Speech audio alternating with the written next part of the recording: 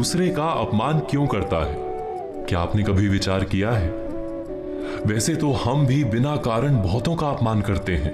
हमारा अपना अपमान भी बहुत बार होता है। संसार का सारा व्यवहार एक दूसरे का अपमान करने पर टिका है। जैसे पति अपनी पत्नी का अपमान करता है, पिता अपनी संतानों का अपमान करता है, नौकरी देने वाला अपने नौकर का अपमान करता है, अर्थात जो भी बलवान है वो निर्बल का अपमान करता है। यदि हम शक्तिमान हैं तो अपमान के बदले में लड़ाई करते हैं, और यदि लड़ने की शक्ति नहीं होती तो हम अपमान सह लेते हैं, स्वयं को निर्बल और असहाय मान लेते हैं। हमें छोटे होने का एहसास होता है।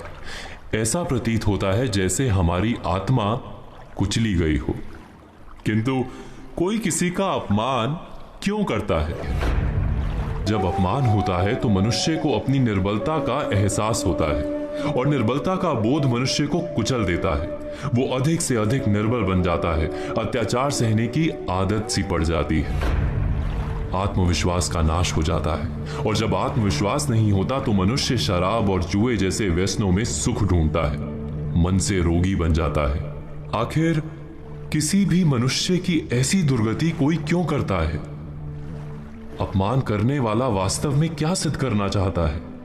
कभी गहराई से विचार किया है? वास्तव में हम किसी का अपमान करते हैं उसकी निर्बलता सिद्ध करने के लिए, ये बताने के लिए कि हम अधिक शक्तिमान हैं। अर्थात वास्तव में अपमान करने वाला स्वयं अपने आप को शक्तिमान या बलवान सिद्ध करने का प्रयास कर रहा है।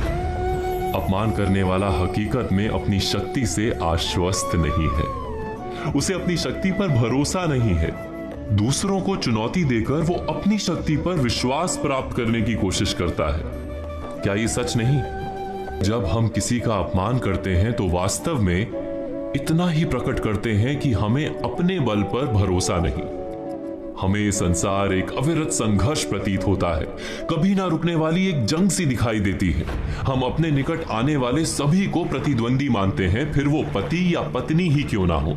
हमें निरंतर लगता है कि हमें अपनी शक्ति सिद्ध करनी होगी, अन्यथा हमारा शोषण होगा, हम किसी के गुलाम बन जाएंगे।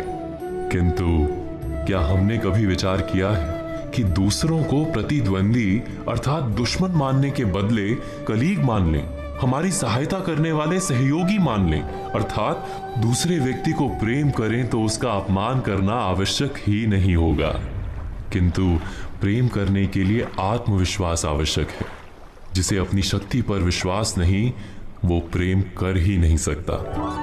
अर्थात जिसका हृदय आत्मविश्वास से भरा होता है, ना वो अपमान करता है, ना अपमान को स्वीकार करता है। क्या ये सत्य नहीं? इस तथ्य पर विचार अवश्य कीजिएगा।